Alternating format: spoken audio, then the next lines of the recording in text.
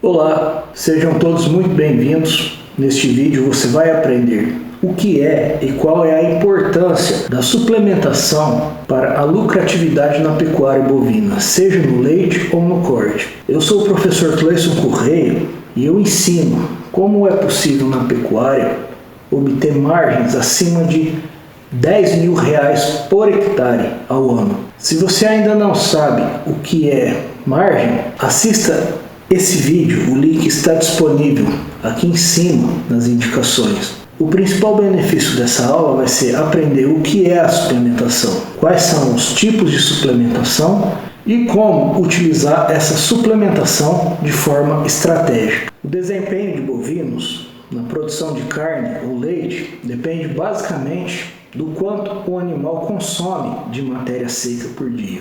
E esse consumo de matéria seca, ele vai depender no primeiro momento da composição química nutricional desse alimento, dos teores de fibra, de proteína, de energia, de vitaminas e de minerais. Já em condições de pastejo, outros fatores que afetam o consumo de matéria seca são aspectos comportamentais do animal no ambiente de pastagem. Nós temos também fatores relacionados ao manejo da pastagem. E esse manejo ele envolve basicamente adubação e irrigação, o que vai afetar a produtividade de matéria seca em toneladas por hectare. Outros fatores relacionados ao manejo, a altura da pastagem do momento de entrada e de saída dos animais, a relação folha-como e os níveis de suplementação, que vão afetar diretamente a taxa de lotação em unidades animais por hectare. E essa taxa de lotação, ela vai afetar o desempenho do animal em termos de produção de leite ou de carne. A suplementação, ela pode ser classificada de duas formas, quanto ao efeito e quanto ao tipo de suplementação. Com relação ao efeito, a suplementação pode ser feita de forma substitutiva ou suplementar, como o próprio nome já diz. O efeito substitutivo ele é bastante estratégico na pecuária bovina, porque isso permite ao pecuarista trabalhar com uma variável muito importante, que é a relação volumoso-concentrado. O que é isso? É a proporção de forragem e a proporção de alimentos concentrados que se utiliza na dieta. Isso é bastante estratégico e para entender isso, podemos comparar com a avicultura e com a suinocultura.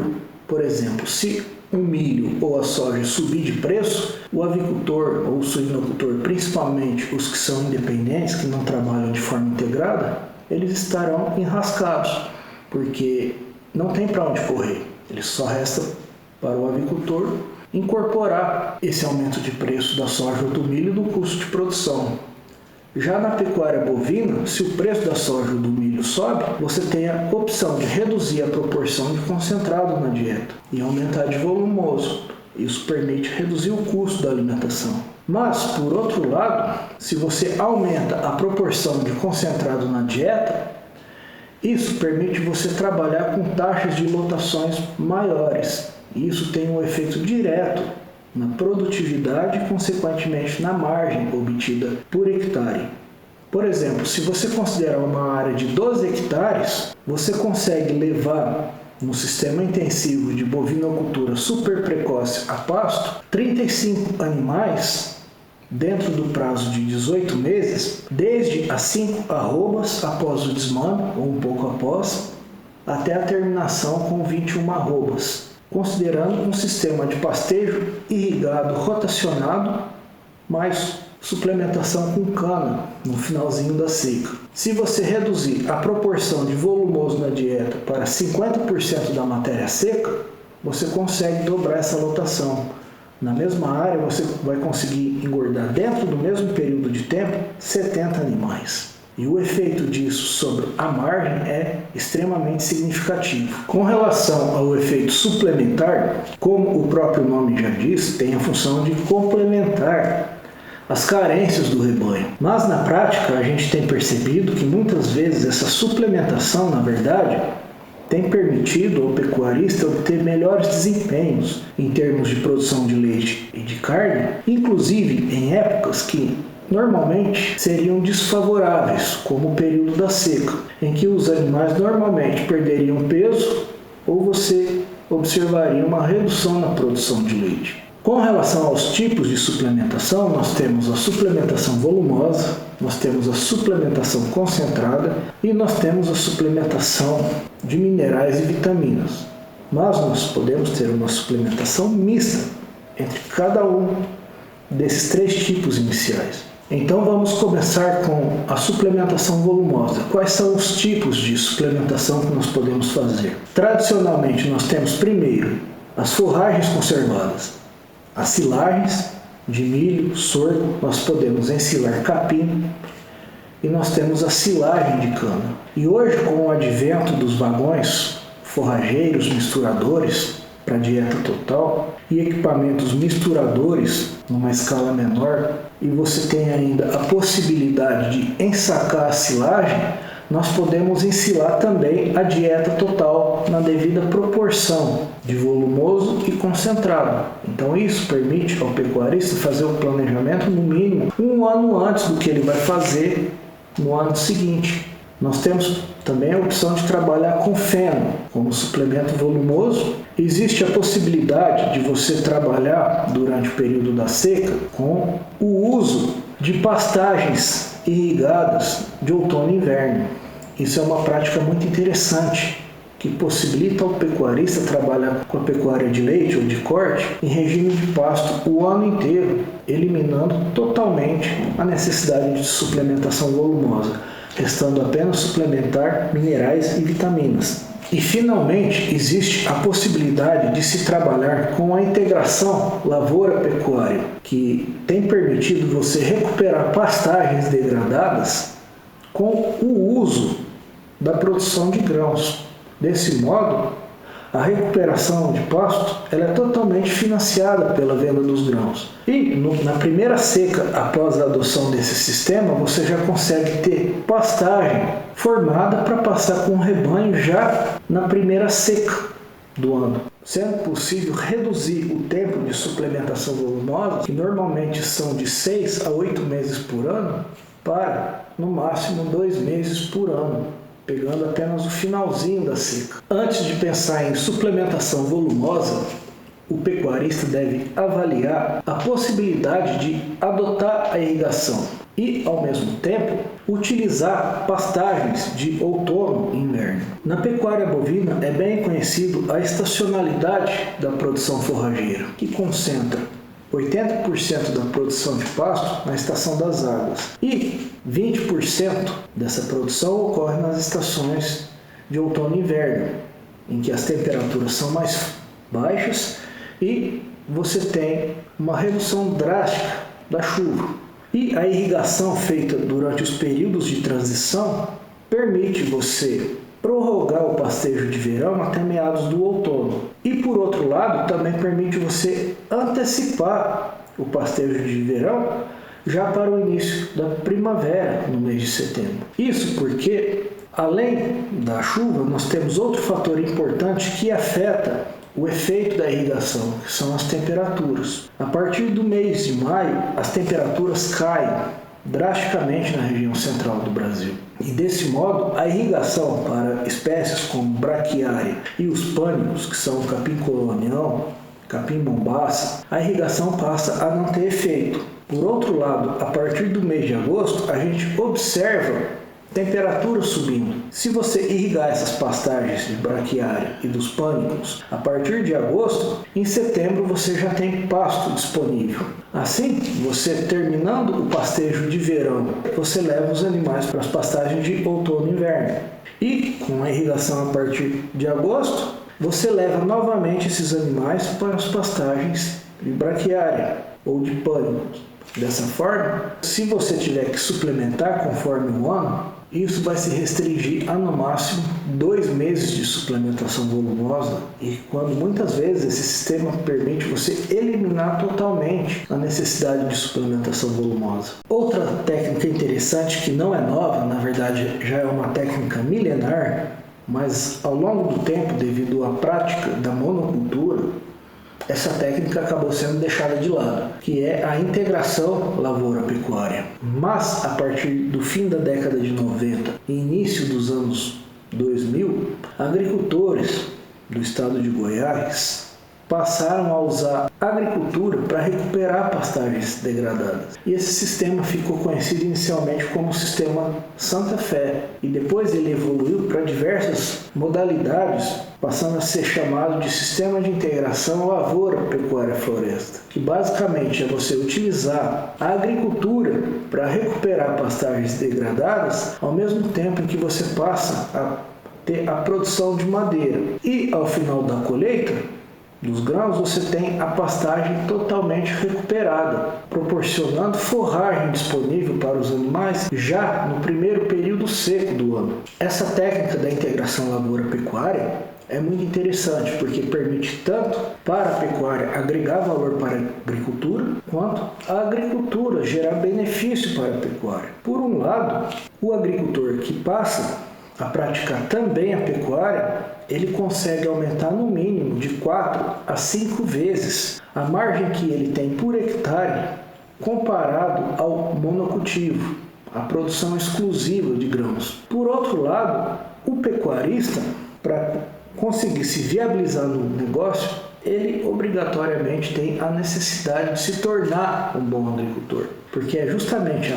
prática da agricultura que vai tornar a atividade dele mais econômica, porque ele passa a ter a própria produção de grãos, e isso reduz drasticamente os custos de alimentação do rebanho. Além de reduzir esses custos, o pecuarista ele passa a ter uma fonte extra de renda, que na integração lavoura, pecuária e floresta são os grãos e a produção de madeira. Outra estratégia possível de produção de volumosos é o cultivo de forrageiras de outono e inverno. Isso já é bastante comum lá na região sul, nos estados do Paraná, Santa Catarina e Rio Grande do Sul, porque eles têm uma condição que nós aqui na região sudeste e na região central do Brasil não temos, que é o inverno chuvoso. Para nós aqui, as nossas estações de outono e inverno são fria e seca. Então, a produção de forrageiros de outono e inverno nas nossas condições obrigatoriamente demanda a irrigação. E dentre as espécies que nós podemos trabalhar são o sorgo e o milheto no finalzinho das águas, início do outono, e a partir de maio nós temos a possibilidade de trabalhar com forrageiros como triticale, aveia, centeio e alfafa. A adoção de irrigação junto com o cultivo de forrageiros de outono e inverno é uma prática que permite você sair da pastagem de verão e entrar diretamente nas pastagens de outono e inverno, eliminando assim totalmente a necessidade de suplementação volumosa do rebanho, sendo necessário apenas você suplementar minerais e vitaminas. Outra técnica que pode ser utilizada como estratégia para a produção de volumosos é a técnica do diferimento de pastos, também conhecida como a produção do feno em pé. Basicamente, ela consiste em você vedar o acesso à pastagem pelos animais no período das águas e reservar essa produção para o período seco do ano. Além da vedação, você também usa a adubação com nitrogênio e potássio conforme a análise de solo. Você vai fazer essa vedação nos meses de janeiro, fevereiro e março. E a pastagem vedada vai ser utilizada nos meses de abril, maio e junho, restando suplementar com volumosos apenas nos meses de julho e agosto, se você tiver a irrigação a partir do mês de agosto, e no mês de setembro você já solta o gado nas pastagens irrigadas. Outra técnica associada ao diferimento de pastos é o uso das misturas múltiplas, que é o famoso sal proteinado. A pastagem diferida permite você oferecer para o rebanho uma fonte excelente de fibra e energia, mas vai faltar a proteína e vão faltar os minerais e vitaminas. A proteína vai ser suplementada pela ureia pecuária e você tem ao mesmo tempo a suplementação do sal branco, dos minerais e vitaminas. Quais são os alimentos concentrados que são utilizados para suplementar o rebanho? Principalmente nas chamadas misturas múltiplas, em associação com o sal branco, os minerais e as vitaminas. Nós podemos ter os concentrados proteicos. Quais são eles? O farelo de soja, que tem 46% de proteína bruta, é a fonte que tem o melhor perfil de aminoácidos quando comparados à proteína microbiana. O farelo de soja ele pode ser parcialmente substituído pelo farelo de amendoim, que tem também 45% de proteína bruta, mas não tem o mesmo perfil de aminoácidos que o farelo de soja. Outras opções são o farelo de algodão, que tem teores variando de 24% até 36% de proteína bruta, além da torta de algodão. Qual que é a diferença do farelo para a torta? O farelo nada mais é do que a torta moída. Então nós temos também o farelo de girassol e a torta de girassol. Com relação aos concentrados energéticos, nós temos o milho, o sorgo, aveia, trigo, centeio, triticale. E nós temos outras opções de resíduos da agroindústria, que têm características intermediárias entre volumoso e concentrado, como por exemplo a casquinha de soja peletizada. Nós temos a casca do algodão, que é o capulho, a flor do algodão, a parte externa que envolve a pluma com a semente. E outro alimento concentrado é a ureia pecuária, que ela pode ser incluída na mistura múltipla de 5 a 10% do total. Durante o período das secas, você usa 10%. E durante o período das águas, existem trabalhos mostrando também efeito benéfico da ureia pecuária, na quantidade de 5% da mistura múltipla. Para que você possa utilizar a ureia, você deve fornecer aos animais uma boa fonte de fibra e, ao mesmo tempo, um sal mineral contendo uma boa fonte de enxofre. É justamente isso que vai permitir a microbiota do rumen sintetizar os aminoácidos essenciais que o animal precisa. E dentre as fontes de fibra que nós devemos utilizar para poder empregar a ureia pecuária estão as silagens, os capins fornecido fresco, as palhadas, bagaço de cana e o melaço da cana-de-açúcar, dentre outras alternativas. O cloreto de sódio ou sal comum branco é a principal fonte mineral utilizada na confecção das misturas múltiplas. Esse ingrediente ele pode compor de 30% a 40% do total do suplemento. Níveis de 30% você vai ter consumos variando aí em torno de 200 gramas por cabeça por dia. Já a níveis de 40% você tem um consumo reduzido para 50 gramas por cabeça por dia. O objetivo de limitar o consumo do sal mineral é garantir que todos os animais do rebanho tenham acesso ao coxo de sal. Isso porque, naturalmente, existe uma hierarquia dentro do rebanho. Assim, os animais mais dominantes vão lamber primeiro, mas como o consumo é limitado, ele vai sair para beber água e vai dar espaço para que outros animais também cheguem ao coxo. Assim, todos os animais do rebanho vão ter acesso e vão ser suplementados devidamente. A suplementação de minerais é fundamental nas nossas condições, porque as forrageiras que nós temos, elas têm um teor muito variável com relação ao nível de minerais e vitaminas na sua composição química. E essa composição varia conforme a espécie ou variedade em questão, a idade da planta, o tipo de solo, o nível de fertilidade do solo, o nível de adubação, a estação do ano e a quantidade de cortes que a forrageira foi submetida. Com relação à composição de nutrientes das nossas forrageiras, por exemplo, nitrogênio, fósforo e potássio, esses nutrientes são extremamente móveis na planta. Então eles se deslocam das partes mais velhas para as partes mais jovens da planta. Já elementos como cálcio, magnésio, enxofre, ferro e zinco, esses nutrientes se concentram nas partes mais velhas da planta, como o caule. Assim você observa composição variável de minerais na planta forrageira, conforme você tem alterações na relação folha-como.